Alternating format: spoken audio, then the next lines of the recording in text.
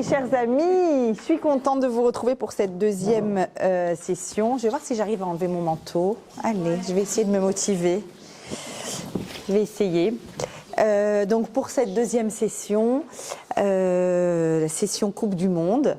Et donc en tant que coach officiel, peut-être, je ne sais pas si vous le saviez, mais je suis la coach officielle de l'équipe de France, voilà, je vous l'annonce. Donc, on va parler de comment coacher nos enfants, pas vraiment coacher, comment renforcer leur estime de soi. D'accord ? Parce que vous imaginez bien que pour que l'équipe de France gagne ce soir, ils ont dû avoir un coach très sérieux qui leur permet, bon, ils n'ont pas gagné pour l'instant, mais qui leur permet de...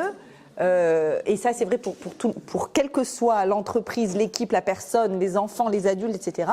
On a besoin de pouvoir renforcer notre estime. Alors pourquoi j'ai choisi ce thème-là en particulier dans cette deuxième séance ? La première raison, c'est parce que on est dans le socle, un socle fondamental de tout ce que l'on va dire par la suite. D'accord ? C'est-à-dire que, en fait, tout ce que l'on espère voir nos enfants acquérir, ce ne sera possible que si d'abord il y a ce socle-là. En fait, c'est les fondations de l'immeuble qu'on est en train de monter. Les fondations de cet immeuble, c'est qu'il y a quelque chose de très, très, très, très consistant à l'intérieur d'eux. Il y a quelque chose de très plein, de très rempli à l'intérieur d'eux. Et donc, on va établir les principes de l'estime de soi. Et la deuxième raison aussi, c'est parce que même si nous sommes dans un cours de Chinour, l'éducation, nous sommes à la veille de Hanouka, et je voulais qu'il y ait aussi un lien avec Hanouka. Et effectivement, la flamme de Hanouka est liée à ce principe-là d'intériorité, de consistance, de lumière intérieure, le fait d'être capable, le fait d'exprimer sa compétence, etc.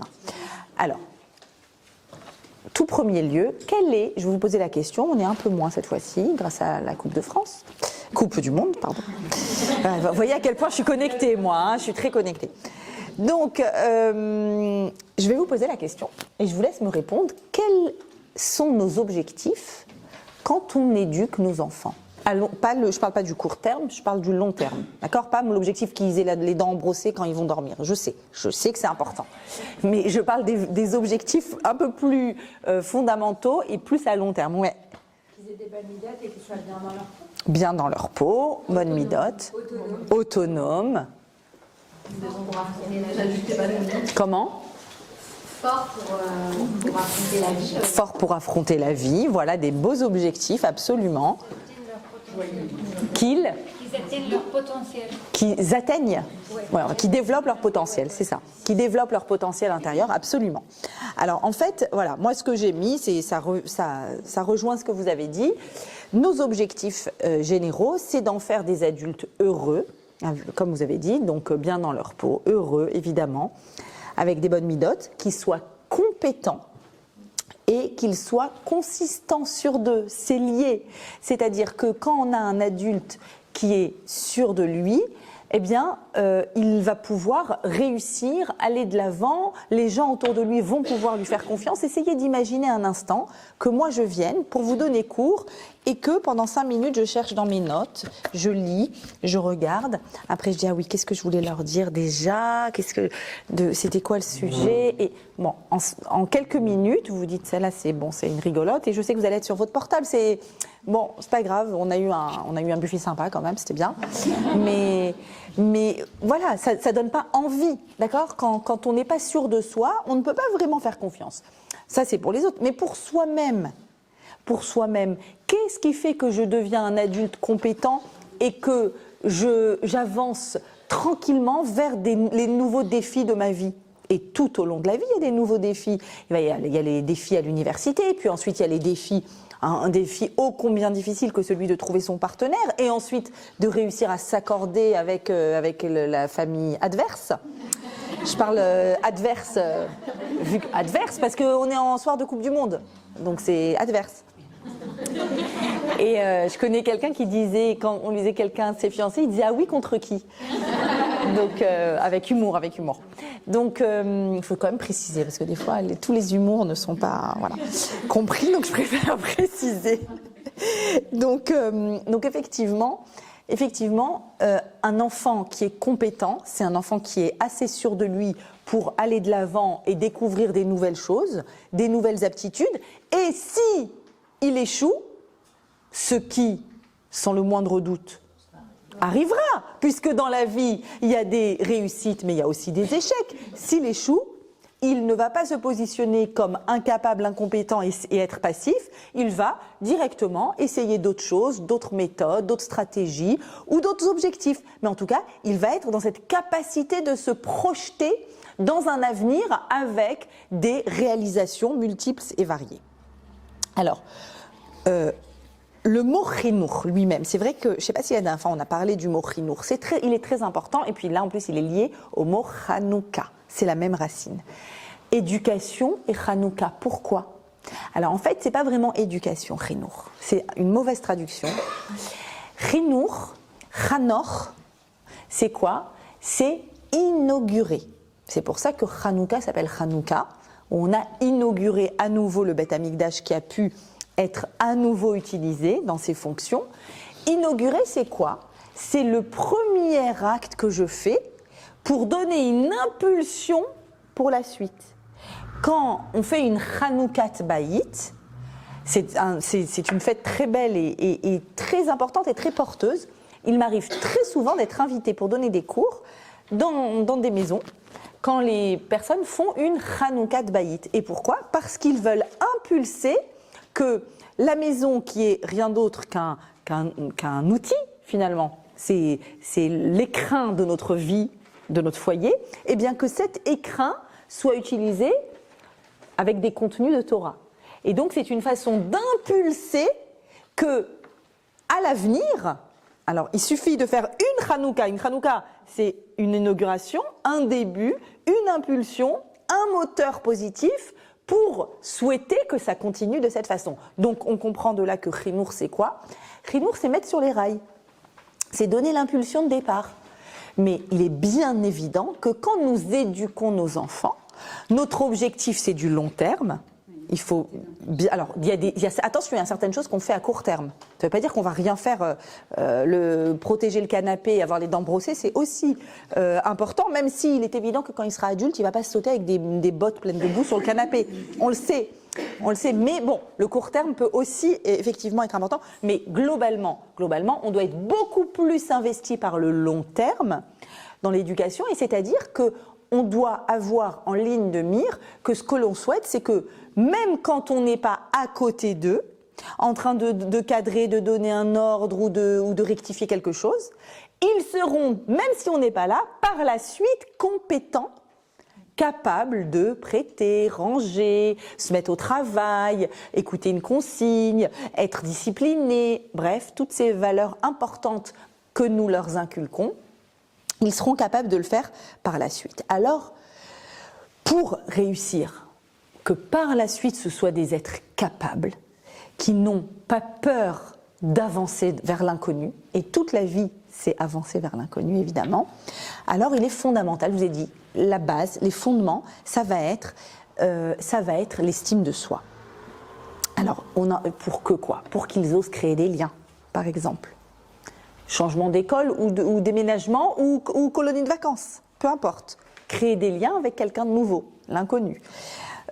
Acquérir donc des nouvelles compétences et de ne pas être déstabilisé devant des critiques qu'ils recevront d'un professeur, d'un ami, d'une personne en qui ils ont confiance, le rabbin. Il estime tellement le rabbin et le rabbin a fait une critique et bon, il a été maladroit. Comment est-ce que mon enfant va être capable de réagir et de rester assez fort, assez sûr de lui, malgré l'éventualité qui, en général, se produit, d'avoir aussi des critiques. Alors ma question, c'est comment devient-on capable et à contrario, comment devient-on incapable? D'accord? Si on sait quoi éviter pour ne pas qu'il soit incapable, ça nous donnera aussi des indications sur le fait de devenir capable. Alors, il faut savoir, principe numéro 1, la force de l'imaginaire. La force de l'imaginaire, c'est quoi? Je vais d'abord vous citer Rav Israël Salanter, un grand maître en développement personnel, bien avant que ce soit à la mode, le développement personnel. Et il dit comme ça, Ha'ish asur besichlo, le propre de l'individu, de l'humain, c'est qu'il est emprisonné dans son intellect, dans sa rationalité, vechofshi bedimyono, mais il est complètement libre dans son mental. Il est complètement libre dans son imaginaire. Il a une imagination qui est illimitée. La rationalité nous impose des limites. On ne peut pas imaginer ce qu'on veut. Enfin, on peut imaginer ce qu'on veut, mais on ne peut pas faire ce qu'on veut. D'accord? En tout cas, l'intellect, notre raison, notre côté cartésien nous l'empêche. Par contre, l'imaginaire, on peut s'imaginer comme on veut. Donc il y a un très grand potentiel dans l'imagination. Alors attention, c'est un potentiel qui peut mener au meilleur comme au pire. Il faut faire attention. C'est un outil, l'imagination. Et là, on va voir comment cet outil est très important et très puissant pour que nos enfants réussissent à se forger, à dessiner mentalement une image d'eux dans laquelle ils sont capables. Alors, il faut déjà que vous compreniez ce grand principe. Il n'y a rien au monde que nous soyons capables de faire si avant, on ne s'est pas imaginé capable de le faire. C'est impossible. D'accord ? Vous ne pouvez pas vous imaginer demain prendre la parole avec un micro devant 300 personnes si vous n'avez pas imaginé avant que c'est une posture qui vous va et que vous pouvez le faire. D'accord? Donc, impossible si on ne se l'imagine pas. Maintenant, il faut savoir que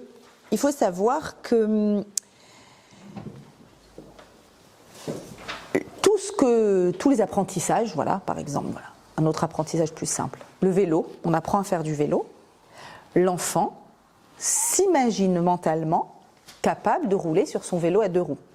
Il s'est imaginé. Maintenant, il peut également s'imaginer mentalement tomber. S'il s'imagine mentalement très fortement tomber, pourquoi? Par exemple, parce qu'il a une mère hystérique. Par exemple, qui est tout le temps comme ça avec les bobos et elle a déjà amené les pansements et le truc, et elle a déjà composé le numéro des urgences au cas où il tombe, vous voyez? Donc, ça, c'est-à-dire, en gros, ça donne quoi? Pour le faire de façon moins caricaturale, une anxiété qui fait que, sans se remarquer, une maman anxieuse va dire à son enfant qui s'apprête à apprendre à faire du vélo, attention, tu peux tomber. Non mais attention, c'est dangereux. Non mais attends, ah mais tu sais, ton frère, il était tombé. Ah mais tu sais, moi quand j'étais petite, j'avais eu ça. Les chiens. Quelqu'un qui a très peur des chiens. Ah moi quand j'étais petite, ah c'est dangereux. Qu'est-ce qui fait qu'un chien est dangereux ou pas? Pourquoi il y a un enfant, pardon, j'ai mal posé ma question, qu'est-ce qui fait qu'un enfant va directement aller au parc caresser tous les chiens qu'il va rencontrer et l'autre va se mettre à hurler à la vue d'un chiot qui fait une petite peluche là-bas à l'autre bout du parc? Qu'est-ce qui fait? L'image mentale que l'enfant s'est fait, soit par son expérience, soit parce qu'on lui a dit. Si c'est son expérience et qu'une fois il y a eu un bulldog qui lui a couru derrière, on comprend. Mais si, ça ne peut pas venir de rien. C'est sûr qu'il a entendu, chaque chose est plus ou moins dangereuse, et plus ou moins amicale ou pas. Donc, par exemple, si les parents qui adorent les chiens et un qui a la peur de eux. Alors, mais il y a eu à un moment. Alors, il y a peut-être un petit pourcentage d'inné et de caractère. Il peut y avoir, mais ça suffit pas pour expliquer cette différence. Eh ben, ça peut être. Il était petit, mais on n'est pas obligé de retracer le pourquoi. On n'est pas obligé. Ce qui est important de savoir, c'est qu'il y a une image mentale qui va gérer en fait le comportement par la suite. Maintenant, il faut bien que vous compreniez quelque chose, un fonctionnement du cerveau qui est important, qu'on comprenne, même pour vous, c'est important. Ça va vous aider pour, par exemple, la gestion des régimes. Vous allez comprendre pourquoi. Le fonctionnement du cerveau. Non, mais je dis ça par hasard, comme ça. J'ai aucune intention en vous disant ça. J'ai jamais été au régime, et voilà. Alors, en fait, notre cerveau mémorise une émotion associée à une expérience. Et il ne peut pas mémoriser deux émotions contraires. Il peut mémoriser plusieurs émotions qui vont ensemble. Mais deux émotions contraires sur une expérience, c'est pas possible. Ça veut dire que si il a fait du vélo et il est tombé, et quand il est tombé, j'ai applaudi de folie parce que avant de tomber, il a quand même fait 1,5 m sans tomber. Donc il y a de quoi applaudir, n'est-ce pas? Donc il va mémoriser qu'il a été compétent. Et donc son cerveau va créer une liaison arbitraire, enfin arbitraire volontaire, entre le vélo et la réussite. Et son cerveau ne va pas mettre à l'endroit du vélo, l'échec, la douleur, les larmes. Il va mettre la réussite. D'accord? Donc, si je viens et que je manifeste mon intérêt pour quelque chose qui a été réussi, le cerveau va lier ce qui a été réussi avec l'expérience qui a été faite. C'est-à-dire le sentiment de réussite avec l'expérience qui a été faite. Pourquoi je vous dis par rapport au régime? Parce que quand je me retiens, chose que je n'ai pas faite ce soir, quand je me rends en même temps la réserve, parce qu'on est subventionné, donc on a... Non, je rigole. C'est une blague. Quand on se retient, d'accord, le cerveau va soit se retient de manger, bien sûr, soit mémoriser « je suis Wonder Woman », top du top, soit il va mémoriser « oh là là, ça devait être bon pour les autres, oh là là, il y en a marre, pourquoi je... » Et donc, si je mémorise la frustration, je vais à chaque fois appeler à l'intérieur de moi, à chaque fois qu'il va y avoir une invitation à manger et que je me dis mais il vaut mieux ne pas, réinviter cette sensation de frustration. D'accord? Parce que le cerveau, donc, de cette façon, associe. Maintenant, il faut bien savoir que, donc, comme je vous l'ai dit, on se figure des choses, on a des images mentales avant de pouvoir faire quelque chose. C'est-à-dire, par exemple, comment expliquer le blanc à l'examen, la feuille blanche de l'examen? D'accord? Ils ont bossé pendant 1 an leur bac, ils sont ultra compétents et il y a beaucoup de personnes qui vont dire j'ai reçu ma copie, j'ai reçu le sujet et la première seconde j'ai tout oublié. J'ai l'impression de rien savoir. Heureusement, ça refait surface. Mais qu'est-ce que c'est ce blanc à l'examen? Comment est-ce qu'on l'explique en psychologie? Alors le blanc à l'examen, c'est qu'en fait, on s'est imaginé pouvoir ne pas être capable, ne pas savoir. J'ai peur de ne pas savoir, j'ai peur de ne pas savoir, j'ai peur de ne pas savoir. Et donc le cerveau, il est incroyable, il préfère te le produire plutôt que te le laisser dans l'inquiétude, dans l'indécision. Et alors de là, il y a quelque chose d'assez hallucinant qui a été constaté. Qui sont les personnes qui ont le plus d'accidents de la route? Quelle population a le plus d'accidents de la route? Les profs de conduite, Ah oui, c'est les conducteurs forcément. Hein? Ah, les nouveaux. Ah, je crois que c'était de l'humour. Comment? Pas les nouveaux conducteurs, pas les profs, évidemment pas les femmes. Je l'aurais jamais dit, même si c'était le cas. Donc évidemment, pas du tout. Donc non plus. Alors je vais vous dire. En fait, c'est les personnes pessimistes. C'est-à-dire, c'est les personnes qui ont tout le temps peur qu'arrive un accident. Alors, comment ça se fait que ça leur arrive plus d'accidents? Parce que, regardez ce phénomène étrange, c'est tellement inquiétant qu'il vaut mieux que ça se produise plutôt que, encore une fois, que d'être dans la peur que ça arrive. D'accord? Donc, il y a une forme d'auto-sabotage qui se met en place et on y va. Allez, on lose parce que, voilà, c'est quand même moins inquiétant de loser de cette façon-là. Alors, il faut savoir que combien de pensées notre cerveau produit par jour? Vous allez halluciner. Ah ouais, vous êtes... On s'arrête jamais de penser. Alors, en mettant des électrodes, machin truc, 60 000 pensées par jour. Maintenant, c'est tout. 60 000, vous imaginez par minute combien ça en fait. Donc, ce qui est très intéressant, c'est quoi? Combien parmi ces pensées sont des pensées négatives?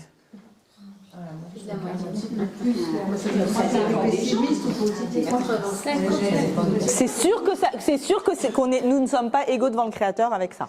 C'est-à-dire qu'il y a des gens qui ont beaucoup plus de... On vient de le dire. Globalement, en moyenne, combien de pensées négatives ? 80%. 80%. Et ce qui est encore plus intéressant, c'est que... ce qui est encore plus intéressant, c'est que sur toutes ces pensées-là, 95% sont identiques à hier et identiques à avant-hier, les mêmes pensées. Et ça va être un élément très intéressant pour comprendre concrètement comment je fais de mon enfant un enfant avec une image mentale de lui positive, avec une possibilité de capacité, d'aptitude. Alors, effectivement, déjà, pourquoi est-ce que c'est si facile d'avoir une image mentale négative de soi ? Pourquoi c'est si facile ? Pourquoi on a davantage des images mentales négatives ? Comment ? Mais pourquoi la peur, en fait ? C'est ça ma question. Parce qu'on ne connaît pas le futur. Alors, en fait, on va revenir encore plus à la source. On a été créé par Akadosh Baruch Hu pour survivre. D'accord ? Et en fait, depuis toujours, on a appris des méthodes, des stratégies pour survivre. Et pour survivre, il faut repérer quoi ? Le danger. Et donc, en fait, à l'intérieur de nous, il y a cette capacité immédiate à repérer ce qui ne va pas. Ce qui fait de nous, en tant que maman, des mamans qui repèrent très bien ce qui ne va pas. Disons ça comme ça. Et c'est terrible parce que du coup, notre cerveau, il va falloir, évidemment il est plastique, donc il va falloir volontairement faire un effort pour qu'il repère ce qui va, alors que pour repérer ce qui ne va pas, c'est immédiat. Tu vois tout de suite ce qui ne va pas. D'accord ? Donc, effectivement, le fait d'avoir été habitué à la critique aussi, ça fait qu'on a des pensées négatives. On peut avoir nous-mêmes été des enfants qui ont été critiqués à l'école, par des parents, par des grands-parents, peu importe par qui. Donc, ce qui va mettre certains automatismes à l'intérieur de nous sur cette image mentale qui est négative. Maintenant, cette image mentale, elle a une voix. Il y a une voix intérieure. Et je voudrais qu'on s'arrête un instant sur cette petite voix à l'intérieur de nous qui nous raconte des choses, qui nous dit si on est capable, si on n'est pas capable. Nos enfants ont bien entendu aussi cette voix à l'intérieur d'eux. Alors pour ça, je voudrais vous donner un exemple. Un exemple, pas encore pour les enfants, ça va arriver, les exemples sur les enfants. Mais déjà, je veux bien que vous compreniez la méthodologie et les concepts. Et ensuite, on démarre sur les enfants. Un exemple que je rencontre très souvent parmi mes élèves, vous savez que j'ai, grâce à Dieu, beaucoup d'élèves, notamment jeunes filles, et notamment des jeunes filles célibataires qui espèrent et qui prient pour trouver leur mazal, et qui rencontrent. Et alors, on va essayer d'imaginer ensemble une situation d'une jeune fille, mettons qu'elle a 28 ans, mais elle a eu un certain nombre de déconvenues amoureuses, les unes derrière les autres, et pour peu que vous rajoutiez à ça une petite fragilité, une peur d'abandon ou quoi que ce soit, mais même juste si elle a eu quelques déconvenues, eh bien ça va forger à l'intérieur d'elle une image mentale que peut-être elle n'est pas capable d'être aimée, ou elle ne mérite pas d'être aimée, ou de toute façon il n'y aura jamais quelqu'un qui sera vraiment à ses côtés longtemps pour l'aimer.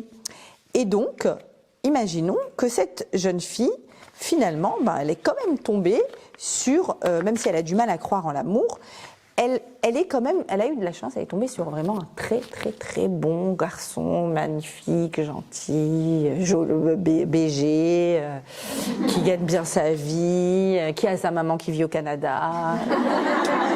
Il a tout. Et il a tout pour lui. Et effectivement, donc inconsciemment, elle n'est pas vraiment consciente qu'elle se sabote, mais évidemment, elle a très très très très peur. C'est-à-dire, c'est trop beau pour être vrai. Est-ce que ça va durer ? Et voilà, ça fait 6 mois que l'idylle dure, c'est merveilleux. Et d'ailleurs, il sait qu'elle aime bien qu'il lui réponde quand elle lui écrit, parce qu'elle est du genre anxieuse. S'il ne répond pas, c'est qu'il y a quelque chose. Donc, je vous ai dit, il est parfait. Donc, il répond toujours, il est là, il est... OK. Et puis voilà que cet après-midi-là, elle envoie un message, pas de réponse. Il n'y a même pas lu, il n'y a même pas les 2V, il n'y a rien. Non, il n'a pas. Et même si son portable n'avait plus de batterie, ben c'est pas grave, il achète un chargeur. Et même si. Donc elle s'est fait tous les scénarios. Ça fait 1 heure, ça fait 2 heures, ça fait 3 heures, ça fait 4 heures, ça fait 5 heures. Au bout de 5 heures, elle a la certitude absolue. Pourquoi ? Parce qu'il y a une voix à l'intérieur d'elle qui s'est alimentée sur l'image mentale. Et cette petite voix lui a dit. Ça sert à rien de croire à l'amour, tu vois bien qu'à la fin ça finit toujours comme ça. Donc elle est déjà en train de le détester. Et de se détester, d'avoir cru en l'amour. Et voilà que sur cette pensée précisément, il arrive, et en fait il était pris toute l'après-midi pour préparer avec un planeur la demande en mariage. Je vous dis, il est trop mignon. Et elle était précisément en train de penser à quel point encore un et pourquoi je me suis fait avoir et voilà que la demande en mariage de ses rêves. Elle a dit oui. Heureusement, quand même. Et là, je pose une question. Je fais arrêt sur image et je pose une question. Cette voix intérieure qui lui a dit, et elle a écouté sa voix intérieure, qui lui a dit ça va pas le faire. C'est sûr qu'il t'aime pas, c'est de la blague et arrête de croire, mais arrête de te faire avoir. Cette voix intérieure, une fois qu'elle voit que c'est pas le cas, sa voix intérieure, elle fonctionne toujours, elle va fonctionner dans d'autres domaines, elle va pas lui mettre 3 claques à sa voix intérieure, n'est-ce pas ?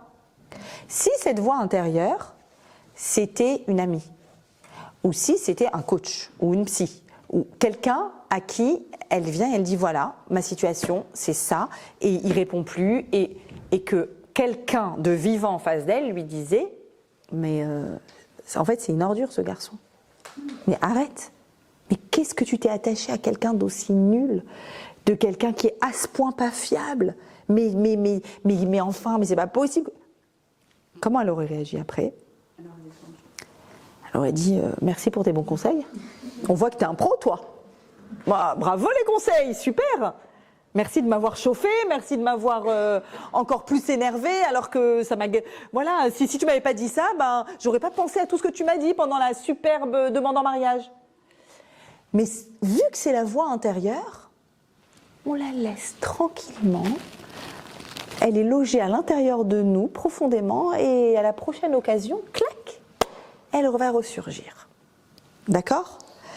Donc en fait, nous, on crée cette voix intérieure tout au long de notre vie.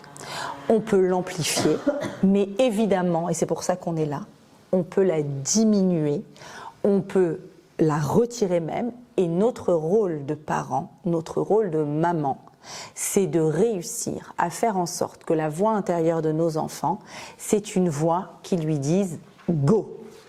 Vas-y. Et s'il y a un échec, ah bah c'est pas grave. Je vais essayer une autre stratégie. Je vais le faire différemment la prochaine fois. Ah, ta rédaction n'a pas été sélectionnée comme étant la meilleure. Pas grave. La prochaine fois, je refais et c'est sûr que ça sera la meilleure.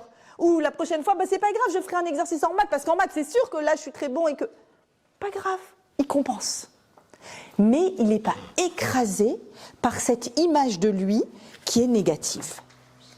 Ok, c'est tellement important ce que je suis en train de vous dire, qu'on a une Mishnah dans le traité Avot qui nous parle de ça, de cette importance de l'image mentale et de l'obligation que l'on a à la façonner positivement.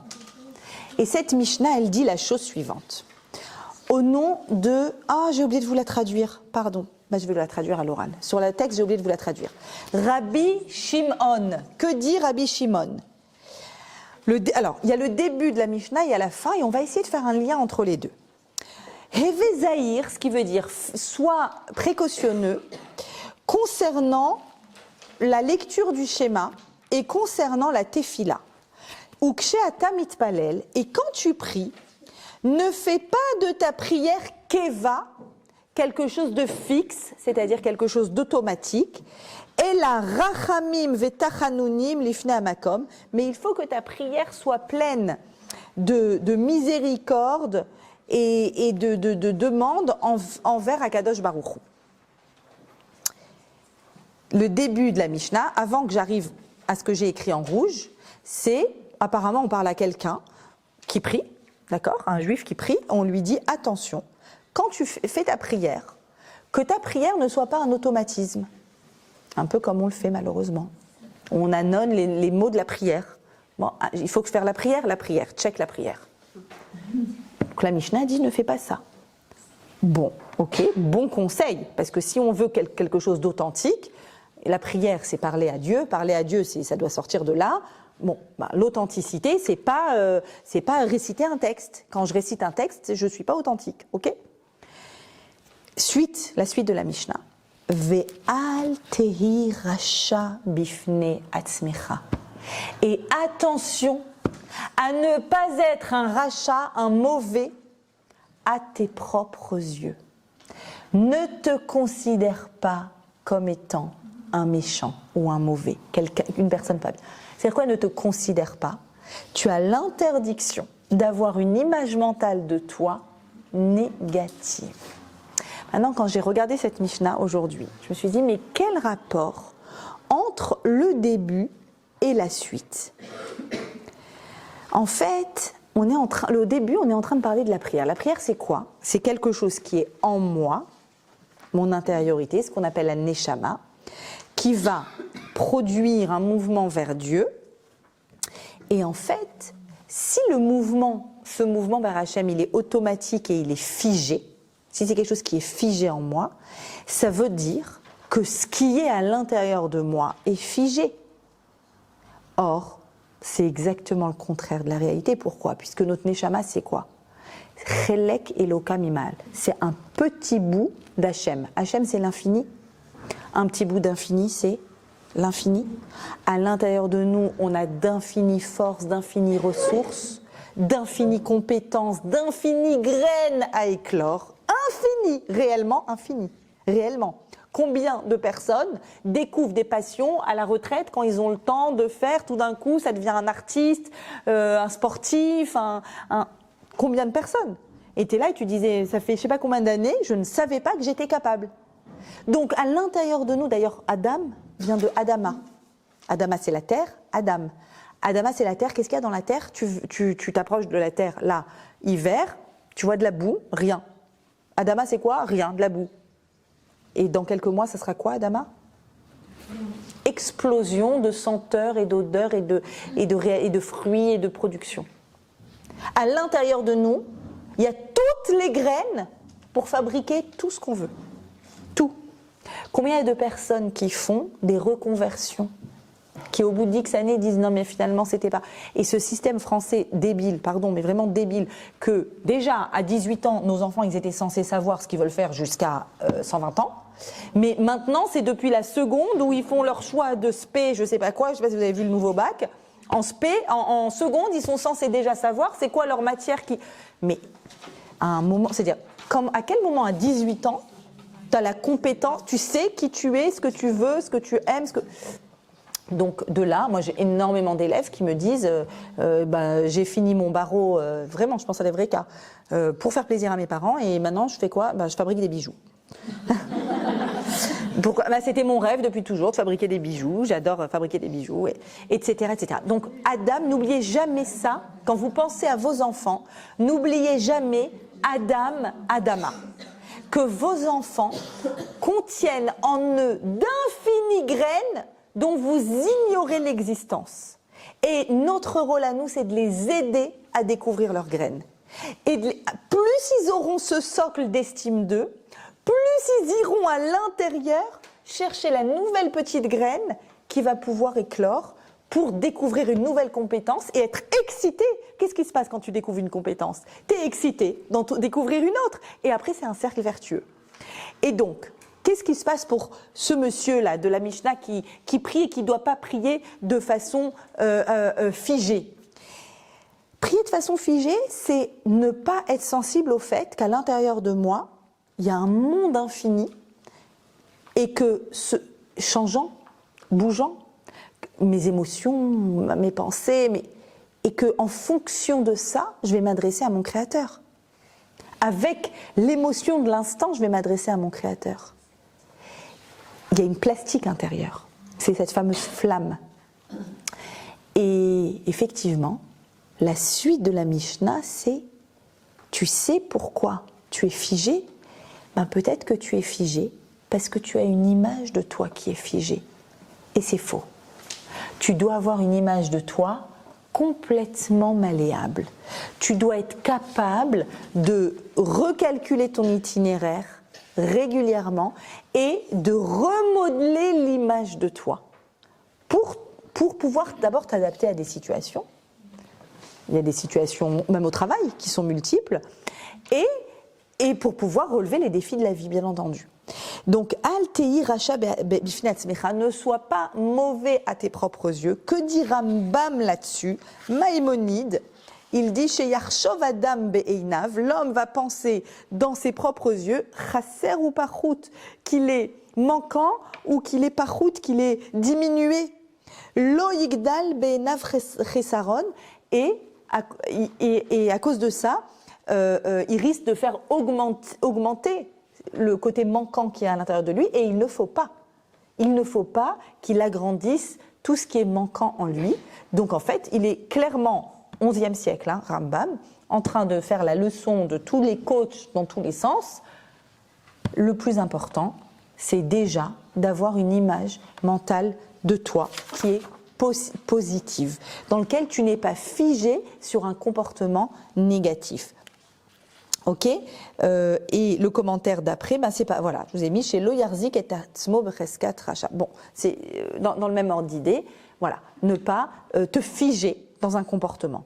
Or, sincèrement, combien de fois nous nous figeons dans des comportements, combien de fois nous figeons nos enfants dans des comportements. Et quelques exemples évidents. À qui je vais spontanément demander de l'aide pour ranger la chambre? Lequel de mes enfants? Celui qui aide. J'envoie un message aux autres d'incompétence, sans le vouloir. À qui je demande de prêter son jeu? À celui qui prête, toujours. D'accord? À qui je demande de garder son frère? Au plus responsable. À celui en qui j'ai plus confiance, etc., etc. C'est-à-dire qu'en fait, on alimente une situation dans laquelle chaque enfant va rapidement prendre son rôle, sa fonction dans la famille. En général, on s'installe confortablement dans ce rôle et cette fonction. Et du coup, l'enfant n'imagine pas, moi je ne suis pas ordonné, puisque c'est jamais à moi qu'on demande d'être ordonné. Il sera surpris de se découvrir qu'il est capable d'être ordonné après 18 ans. Quand le jour où il est dans un internat ou je ne sais quoi et qu'il faut... Il dit, mais en fait, je sais. En fait, je suis capable. À qui on va demander de l'aide à la cuisine? Je vous dis, je parle de ma life là. Moi, j'ai l'enfant qui tout le temps aide à la cuisine. Bon, il aime faire ça, Thermomix. Donc, tac, tac, tac, il adore faire ça. Bon, mais automatiquement, alors que très récemment, c'est un garçon ado qui adore me faire la cuisine, et j'ai une plus petite qui a 11 ans, et hier, l'ado n'était pas là, et elle est venue, et je lui ai dit, du coup, regardez comment j'aime bien faire des TP de mes cours la veille de mes cours, vous voyez. Et du coup, je lui ai dit, tu peux me faire un gratin, il y a plein de monde qui arrive ce soir, tac, tac, tac. Regarde, tu suis le gratin. Le gratin était excellent. De A à Z, excellent. Et donc en fait, j'ai vu son excitation. À la fin, elle m'a dit, maman, c'est quand la prochaine fois que tu as besoin d'un gratin? Ça veut dire qu'en fait, il y a le plaisir de se savoir être capable. Mais il y a un enfermement. Maintenant, il faut bien comprendre que on choisit aussi libre. Il y a un but. Il y a un but, mais pour qui? C'est ça la question. C'est ça la question. Bon, on nomme quelqu'un qui regarde les buts et qui nous dit quand même. Comment? 1-0 ah. France 2-0. Ah si, France 2-0. Bon, très bien. Je vous ai dit que j'étais la coach officielle, je vous l'ai dit ou pas? Bon. Donc, Ok. Alors, pour qu'on comprenne bien à quel point il y a à l'intérieur de nous la possibilité de choisir l'interprétation qu'on va donner à des événements. Je m'explique. Il y a un fait. Il se passe quelque chose. D'accord ? On m'a pas salué dans la rue. Telle copine ne m'a pas invitée. C'est un fait objectif. D'accord ? Après, j'ai la liberté d'interpréter ce fait comme je veux. Avec l'image mentale, en l'amplifiant, en la changeant, etc. Et cette image mentale va créer quoi ? Un comportement, en fonction. Très bien. Maintenant, regardez à quel point l'interprétation est libre.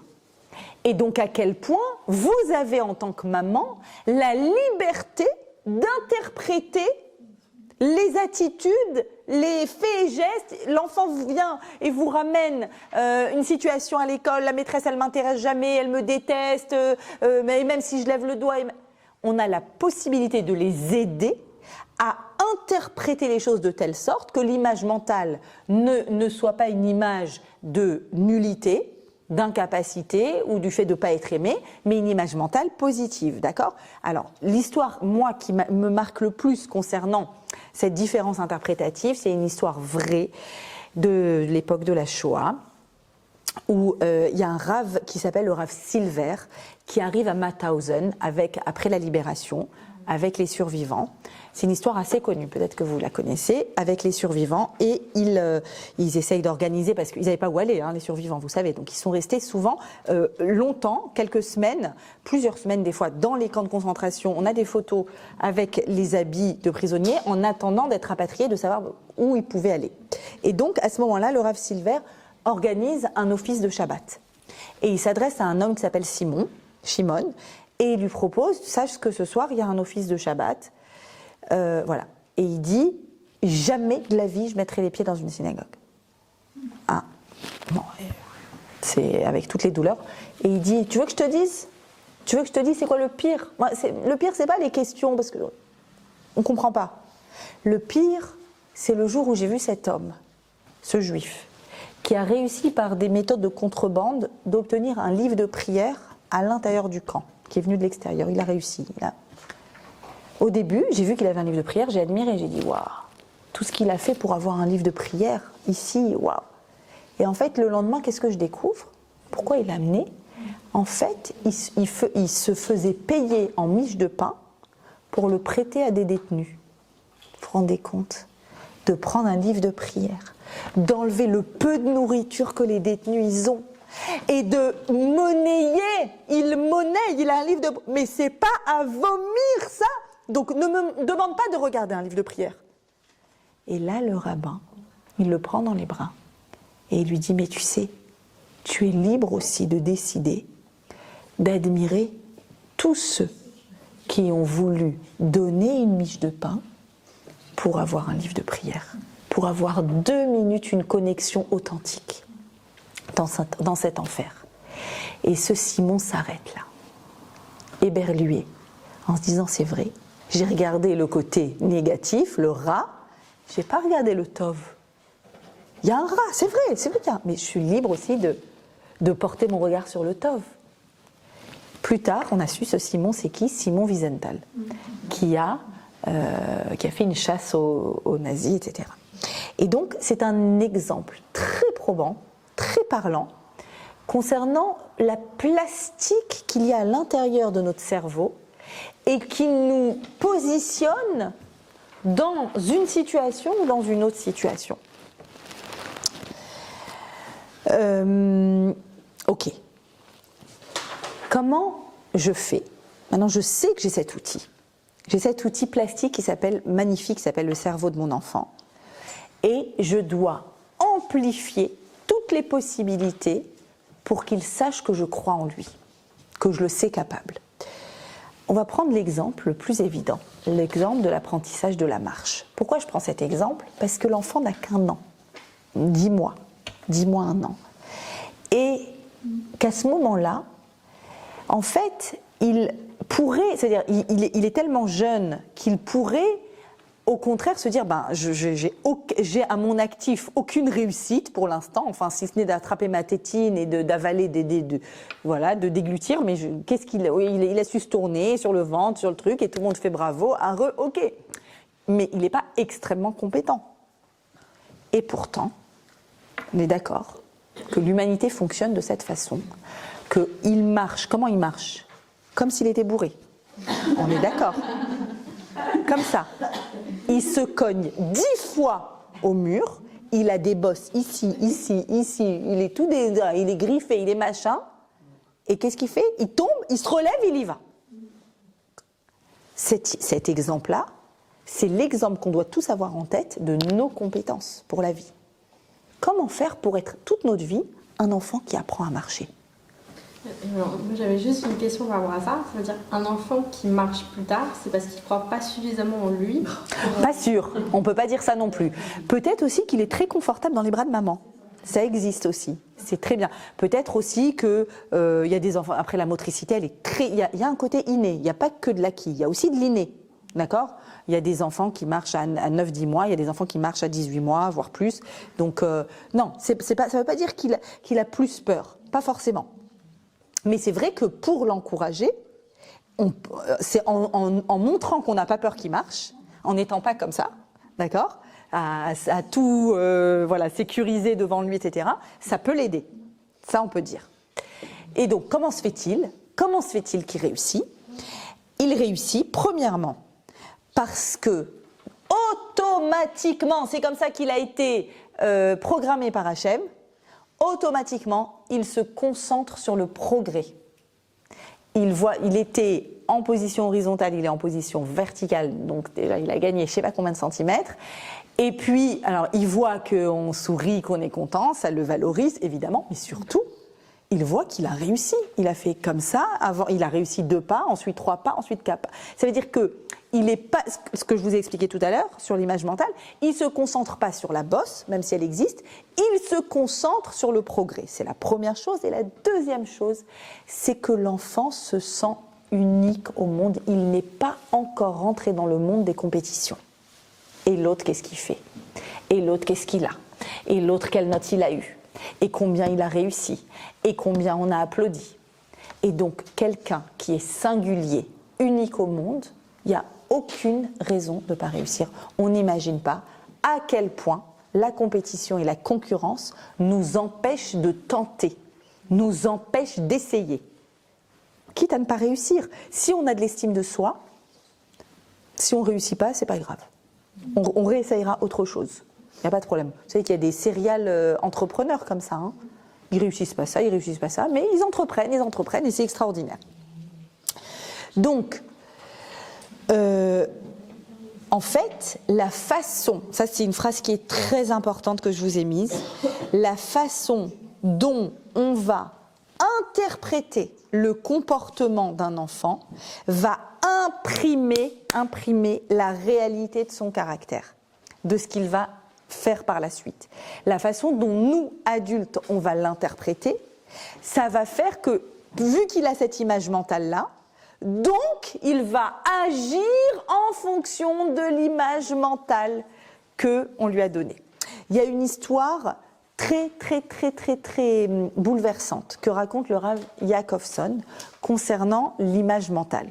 Je vais vous la raconter un peu plus concentrée, pas avec tous les détails parce qu'elle est longue, et Rav Yaakovson, rien que de l'écouter, ça prend 45 minutes, c'est un bonheur parce que voilà, sa façon de raconter elle est extraordinaire, mais on va essayer de se remplir de ce qu'il veut nous faire comprendre dans cette histoire.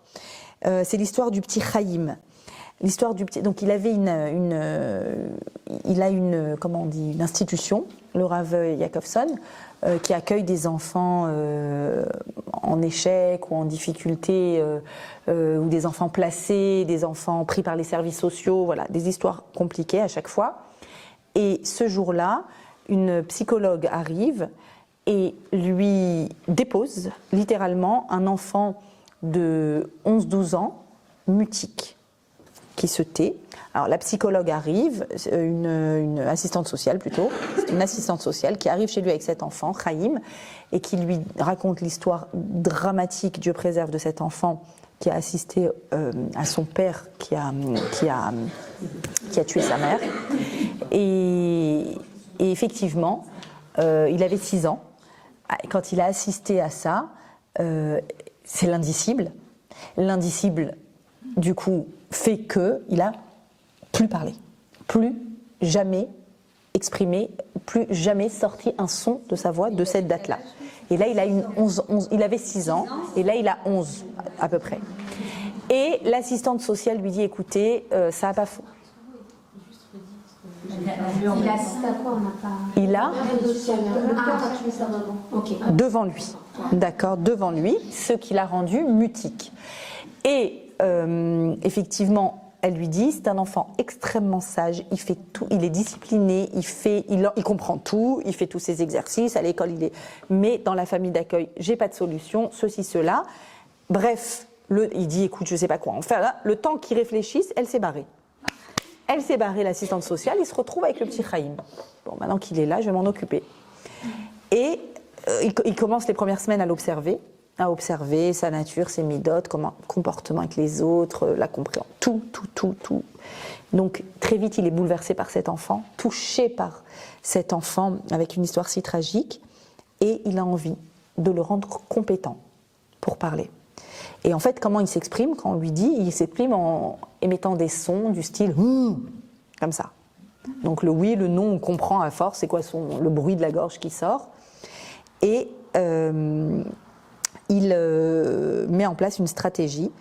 La première stratégie, c'est il a observé qu'il adorait le dessert, le tel dessert, et qu'il sait où il s'assoit à chaque fois, et il fait exprès de ne pas mettre le dessert là où il va s'asseoir pour le forcer à demander un dessert. Et en fait, il demande en criant des cris, des sons inarticulés. Et il fait semblant de ne pas comprendre. Ah, tu es en train de me dire merci que tu n'as pas eu de dessert? Bah t'inquiète pas, t'en auras jamais. Et l'autre, il s'excite. Ah, tu me dis merci très très fort. Il fait exprès, il fait le blata. Et après, jusqu'à ce qu'après, bon, il a de la peine, il dit ah, tu veux le dessert? Tiens, prends le dessert. Il lui donne 2, du coup, pour le. Et puis, bon, aucun son n'est sorti. Aucun son, mais il a tenté de lui faire sortir un son. Et il a fait un certain nombre d'exercices de la sorte pour le forcer à être dans l'expression verbale. Et le moment où il l'a réussi, c'est quand ils ont organisé une sortie à la piscine et qu'ils en ont fait tout un truc. Et ça fait 3 semaines que tout le monde parle que de cette sortie à la piscine. Et il a fait semblant de dire, mais comme je veux pas forcer les enfants à la piscine s'ils veulent pas, tu parles, tout le monde a envie d'y aller, mais c'est pas grave. Donc chacun va venir dans mon bureau me dire s'il veut aller à la piscine. Et donc il reçoit tout le monde, mais pourquoi? Dans l'objectif de recevoir le petit Chaim. Alors Chaim, tu veux aller à la piscine? Ah d'accord, ok, j'ai noté, tu veux pas. Il s'énerve. Bah c'est bon, t'inquiète, j'ai noté, tu veux pas. Et donc il continue, le pauvre, il le pousse longtemps. Et il fait vraiment semblant de ne pas comprendre. Et jusqu'au moment où le petit Chaim, à bout de force, lui crie, il lui dit donc tu n'iras pas à la piscine, c'est bien noté. Et il lui crie l'onachon. Pas comme je vous le dis, c'est faux. L'onachon, ça veut dire c'est faux, je veux aller à la piscine. Et en fait, le Rav Yakovson avait mis un dictaphone. Et il l'avait enregistré. Et il lui a dit regarde, j'ai fait tout ça pour que tu dises l'onachon. Voilà l'enregistrement. Maintenant, tu vas t'écouter en train de dire ça. Tu es capable de dire nachon, tu es capable de dire lo, et tu es capable de dire lo nachon, puisque tu as vu que tu sais. Vas-y. Je vous la fais en avance rapide, même si c'est bouleversant. Il a passé des heures à s'écouter. Tous les soirs avant de dormir. Des heures et des heures et des heures. Et il a petit à petit appris à dire un mot de plus, et un mot de plus, et un mot de plus, avec un très gros bégaiement, un énorme bégaiement. Et avec les années, parce qu'il est resté des années, le bégaiement a diminué. Et il a dit, vous savez c'est quoi la fin de l'histoire? C'est qu'aujourd'hui il est professeur pour enfants en situation difficile, avec un très léger bégaiement. Comment? Il a décortiqué cette histoire. Image mentale, vous imaginez depuis l'âge de 6 ans avec ce trou noir à l'intérieur de sa mémoire, image mentale, je ne suis pas capable. Et il lui a reprogrammé une autre image mentale en le forçant à s'écouter. À écouter, donc pour que l'image, parce que c'était une image qui est très très très incrustée à l'intérieur de lui, pour que cette image se retire, il l'a forcé donc à l'écouter encore et encore et encore. Et effectivement, voilà, comme ça. Maintenant, alors nous, parents, d'où doit provenir cette énergie-là que notre enfant est capable de réussir à faire ses devoirs seul, alors que ça fait si longtemps qu'on croit qu'il a besoin de nous et qu'on est rentré là-dedans et qu'on s'assoit à faire les devoirs, qu'il a besoin de nous pour préparer le cartable, pour préparer les affaires de sport ou de musique, et on va repasser derrière pour valider que c'est fait. Qu'est-ce qu'on fait ? Quel est le message qu'on envoie quand on repasse derrière, forcément ? C'est qu'on n'a pas confiance. Donc, comment qu'il a pensé à prendre son goûter ? Alors, en bonne mère juive, on va préparer les goûters, et on va tout mettre bien, et on va répéter 3 fois, t'as ton goûter dans la poche extérieure droite, d'accord ? Pour être sûr qu'il a mangé, et qu'il s'est rappelé. Et on est tellement loin de se dire, il peut penser à prendre son goûter, il peut penser tout seul à faire son cartable, et si il a oublié des affaires, c'est pas grave. C'est pas grave, et quand il va revenir, il va dire, tu vois maman, je ne suis pas capable, j'ai oublié. Et alors ? Pour apprendre à être capable, forcément on doit se tromper. Ça n'a aucune importance. Je suis certaine que la prochaine fois tu le feras. Et de nouveau, 3-0. Ça y est, déjà.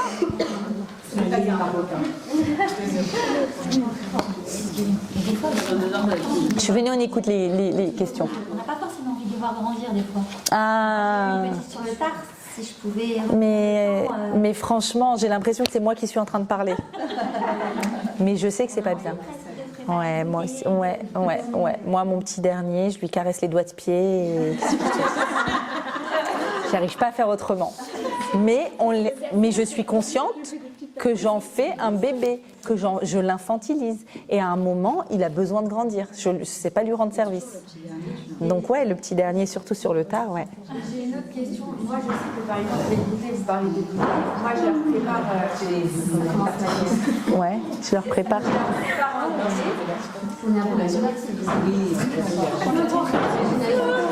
Bon, on va essayer de continuer le cours malgré les feux d'artifice. Ouais, donc.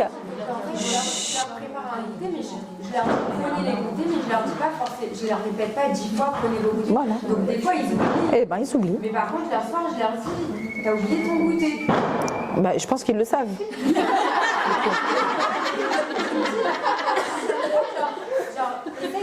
Ce que je veux dire, c'est que c'est bien qu'ils le savent, parce que du coup, ils ont eu faim. Et du coup, alors, mais je pense que c'est encore mieux de même pas le dire.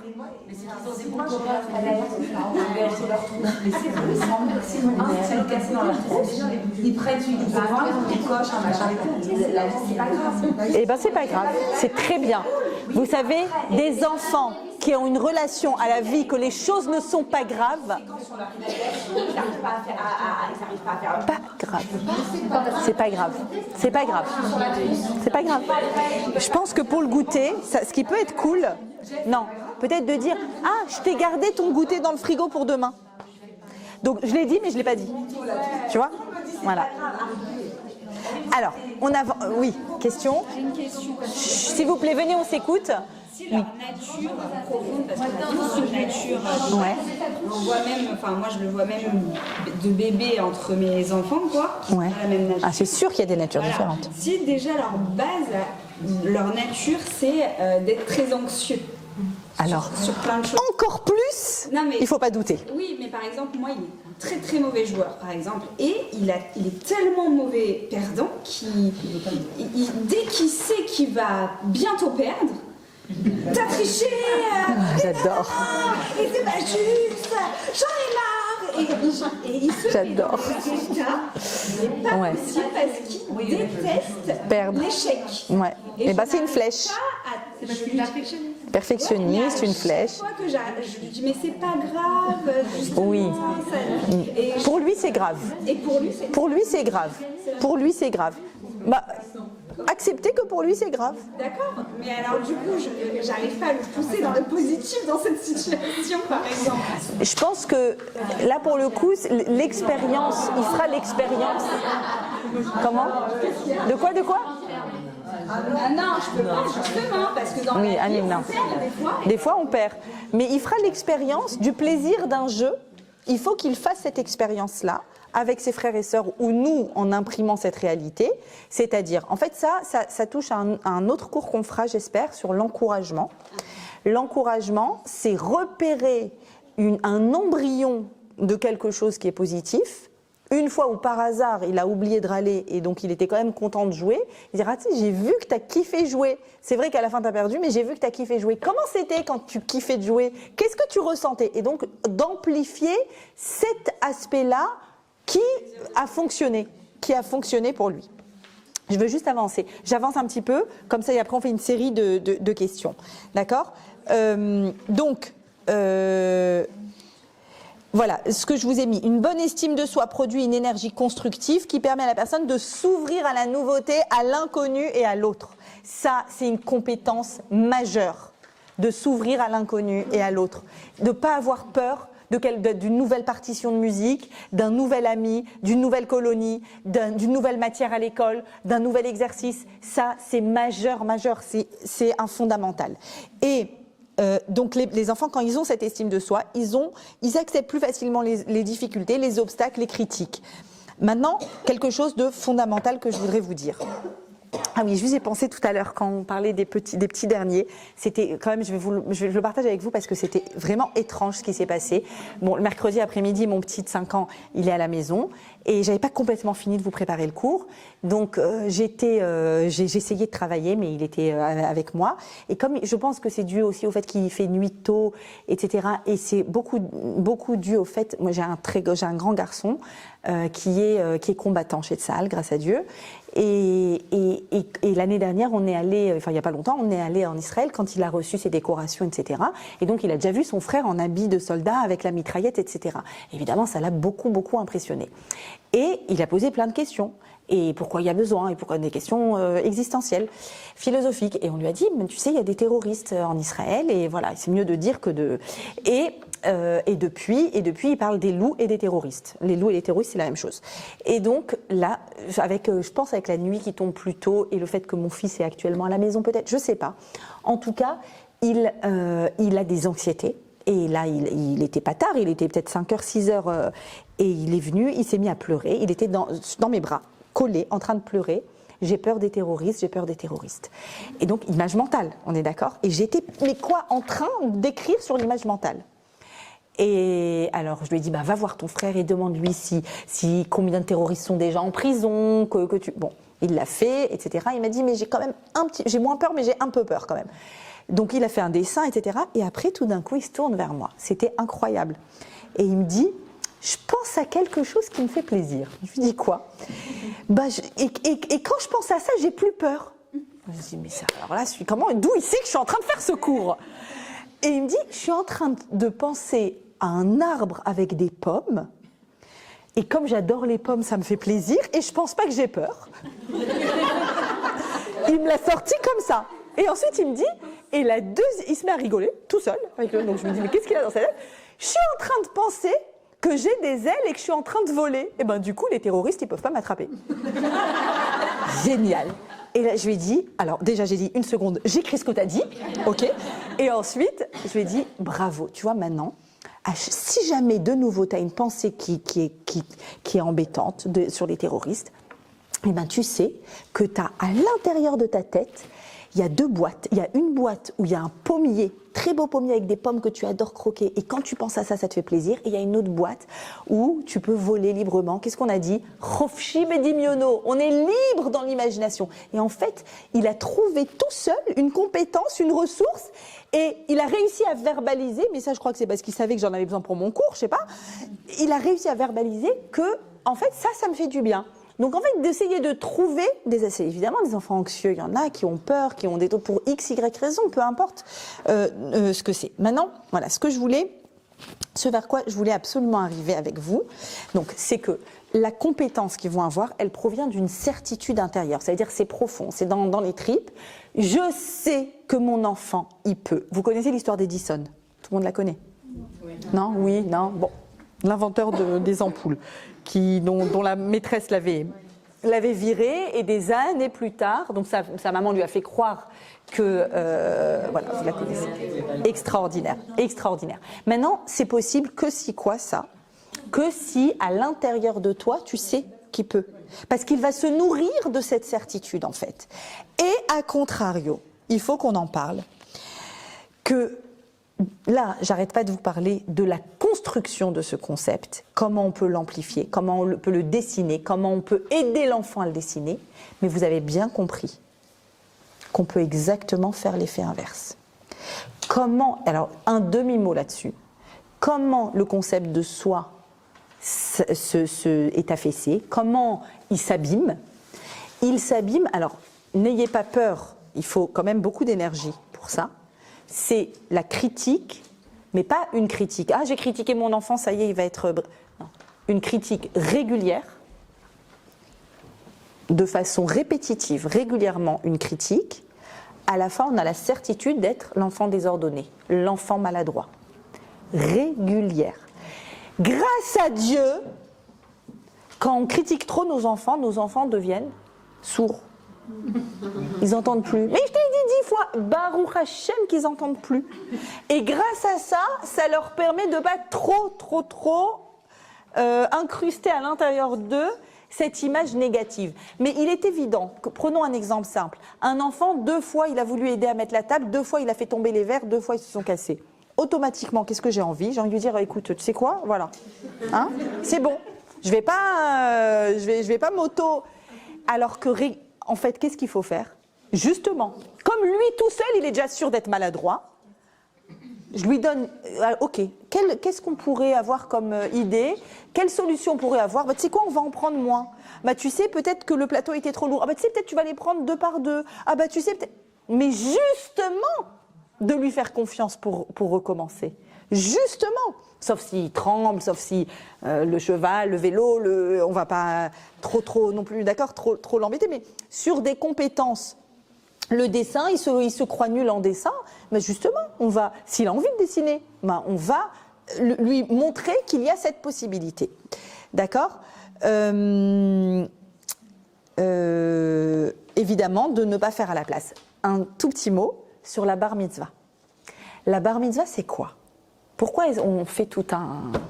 À chaque fois que j'ai la bar mitzvah d'un enfant, vraiment c'est bouleversant, parce que tu le vois haut comme 3 pommes, à la synagogue, il monte à la Torah, devant tous ces messieurs qui voient toujours comme les grands, et lui c'est le petit bébé à qui on donne des bonbons, et tout d'un coup, il fait Kaddish, il fait l'office, il sort le Sefer Torah, il lit dans le Sefer Torah, des fois il fait le discours, En fait, on le rend compétent. Qu'est-ce qu'on fait? On lui dit, on a confiance en toi, mais pas que moi. Tu vois, tout le tsibour qui est là, le public, toutes les personnes qui sont là, elles ont toute confiance en toi. Tu as le droit de les rendre quitte de la lecture et de la prière. Pourquoi? Parce que tu es capable. Qui a dit que tu étais capable? Hachem. Hachem a dit que tu étais capable. Ça y est, tu es capable, c'est une réalité. J'ai une question justement par rapport aux âges, parce que quand ils sont plus petits, c'est plus facile à les programmer des petits. Mais disons qu'un enfant qui a entendu des choses négatives pendant des années, c'est possible de... Reprogrammer, ouais. C'est possible, et même quand on est adulte, on peut le faire. Ça demande des efforts, ça demande des fois un suivi, un coaching, une psy, ou bien d'être, des fois juste le fait d'être avec un conjoint extrêmement aimant et bienveillant, ça peut aussi aider. En fait, il y a eu plein de fois où on a renforcé une image mentale négative, il faut autant de fois, de façon régulière et répétée, renforcer l'image mentale positive. Mais évidemment que c'est possible. Heureusement que c'est possible. Alors, la force de notre interprétation sur leurs attitudes. Toujours, quand il y a une attitude négative, on va critiquer l'attitude, jamais l'enfant. Vous le savez, c'est un principe sacro-saint. Et on va dire des mots sur l'attitude. Et on a aussi la possibilité de dire des mots pas tels que l'enfant s'attend à entendre. C'est-à-dire, par exemple, il a menti. Je veux dire que, au lieu du menteur, on peut aussi dire « Waouh, qu'est-ce que tu es imaginatif !» Je peux. Mais c'est positif, du coup, il va le refaire. C'est imaginatif, je n'ai pas dit que c'est positif. Mais lui, il le prend pour Pourquoi Quand je dis le mot menteur, je fais de lui, qu'est-ce qu'on a dit tout à l'heure? On est en train de dessiner les contours d'une réalité à venir. De toute façon, je suis un menteur. Tiens, d'ailleurs, à propos du menteur, il a une jolie histoire aussi, Rav Jacobson, d'un nouvel étudiant qui arrive et qui se présente, quand il se présente, le premier jour, il dit « Je vous avertis, Rav, je suis le plus grand menteur au monde. » Comme ça, il se présente. Après, nom, prénom, menteur. Donc, vous imaginez combien de fois on lui a dit « T'es un menteur ». Il dit « Pourquoi tu me le dis ?»« Parce que je veux pas que vous soyez déçus, autant que je... Voilà. » Mais alors là, si tu étais un menteur, tu me l'aurais pas dit. Tu es la personne qui ment le moins de toute cette yeshiva. Parce que tu viens et tu te présentes en disant... Et là, le gamin qui tremble. Quoi? C'est possible que je sois pas un menteur? Mais il se met à pleurer de quoi? D'angoisse. Parce que c'est tellement sûr que je suis un menteur, on m'a donné ça. C'était l'étiquette qu'on m'a donnée. J'étais le menteur de la famille. Il y a le maladroit, il y a le désordonné, il y a le Dieu bénisse. On a plein d'adjectifs. Donc, au lieu du coléreux, on peut aussi dire quelqu'un qui est très, très, très sensible face à la justice. Quand c'est pas juste, vous voyez à quel point, avec les mots, on peut éviter certaines choses. Le gosse lent, vous connaissez le gosse lent? Au lieu de dire, mais c'est tellement lent, on peut dire, t'es détendu. Le lent, on peut dire qu'il est détendu. C'est plus gentil, d'accord? Il est détendu, bon. Et celui qui est têtu, on peut dire qu'il est déterminé. C'est vrai. C'est une réalité s'il est têtu, il est déterminé. Bon, comme je vois que vous avez envie de fêter la victoire avec votre famille, je ne vais pas plus longtemps. Ah, je voulais vous parler de Hanouka. Et l'effet magique Nefesh Chaya. Et bien sûr, vous voulez? Oui, Mais il y a le champagne qui vous attend et tout ça, non, ça va? Bon, moi, comme vous voulez. Ok. Alors, l'effet magique des mots, effectivement, c'est ce que je suis en train de vous dire, c'est l'interprétation que je vais donner. Maintenant, comment se fait-il que le mot d'un parent, en positif comme en négatif, peut à ce point laisser une empreinte incroyable? Je suis certaine que vous vous rappelez toutes, si vous avez eu une critique ou un mot horrible d'un prof, jusqu'à aujourd'hui, vous pouvez le voir. Vous vous rappelez, ce prof, c'est celui qui m'a dit ça, qui m'a fait honte, qui pensait de moi du mal. Ça veut dire, ça, quand on est enfant, mais ça nous marque, mais profondément. Alors, comment se fait-il qu'il y a un tel effet des mots? Quand Hachem nous crée, il y a écrit « Vayehi les nefesh chaya ». Adam, l'humain, est devenu une âme vivante. Et Rachi dit quoi? Une âme vivante? C'est la même chose qu'il avait écrit juste avant quand il a créé les animaux. On n'est quand même pas des animaux. Nous, on est des humains. Et donc Rachi nous dit, les animaux et les bêtes sauvages sont appelés âmes vivantes, mais celle de l'homme, l'âme de l'homme, est plus vivante encore, parce que s'y ajoute la connaissance et la parole. La connaissance et la parole. Ça veut dire que de la même façon, on a été créé Betselem Elohim à l'image d'Hachem. Comment Hachem a créé le monde? En parlant. On ne se rend pas compte que nos mots sont les éléments créatifs de la réalité qui va être en face de nous. Créatif. C'est vrai dans le couple ô combien également. Et d'ailleurs, c'est vrai, je me suis focalisée sur les enfants et j'aime bien faire des petits teasing couples parce que la focalisation, c'est-à-dire le repérage du négatif, dans le couple, c'est tellement fort. C'est-à-dire qu'il y a un truc qui nous dérange dans notre couple, bam, bam, bam, bam, bam, on est des pros de ça, et on oublie de dire merci pour ça, et ça fonctionne, et ça c'est génial, et là c'est extraordinaire, et ça. Moi je dois dans mon cabinet, mais c'est magnifique. Les personnes, elles arrivent en général avec un sac de linge sale, bim, vas-y, déverse tout. Et quand je pose quelques questions, mais sinon votre époux, il dit, ah mais c'est un papa extraordinaire, ah c'est quelqu'un qui travaille, mais il travaille il veut subvenir. Oui, ça fait quand même pas mal de compliments, ça fait quand même pas mal de qualités en fait. Mais on arrive avec tout ce qui ne fonctionne pas. Ça, c'est ce qu'on a dit sur pareil, l'image mentale qu'on a. Voilà. Et donc, les mots que l'on va dire vont être fondamentaux pour l'enfant. Et le Sefer HaChinuch explique pourquoi. À l'époque des Bikurim, quand on allait au temple avec les nouveaux fruits, et il y avait tout un texte à réciter. On va jusqu'au temple pour dire merci à Dieu parce que notre champ, il a des fruits. Je suis allée jusqu'à Jérusalem à pied, à dos d'âne. Pourquoi j'ai besoin maintenant en plus de réciter tout ce texte? Je le récite, dit le Sefer HaChinuch, parce que l'homme réveille ses pensées et se fait une image de la vérité par le biais de la verbalisation. Quand je mets des mots, je ne sais pas si vous avez déjà été une expérience géniale d'aller chez un psy ou de parler à une très bonne amie, c'est pas le même effet, mais en disant ce qui s'est passé quand ta belle-mère elle a débarqué et qu'elle a fait, et qu'elle a dit et qu'elle a, en le disant, tu dis ah mais en fait c'est grave quand même ce qu'elle a fait, c'est grave quand même. Ou bien tu dis ah maintenant je comprends ce qui m'a dérangé. Je sentais qu'il y a quelque chose qui me dérangeait, mais je ne savais pas quoi exactement. Le fait de dire, c'est pour ça que c'est très important la verbalisation, pas le lachon hara, la verbalisation pour pouvoir être plus précis. Tu sais, des fois tu ne sais pas par quoi tu es envahi par des choses, toutes sortes d'émotions. Donc le fait de dire, il se fait une image. Vous voyez que là aussi le Sefer HaChinuch, ça a des siècles. On se fait une image. C'est la raison pour laquelle, lorsqu'Hachem l'a béni, lui et son champ par des fruits, et lui a permis de les amener dans son temple, il faut réveiller son cœur par ses paroles. Il doit réveiller son cœur. Non, il allait jusqu'au temple. Qu'est-ce que j'ai besoin de réveiller mon cœur? Je suis venue. Non, tu dois dire.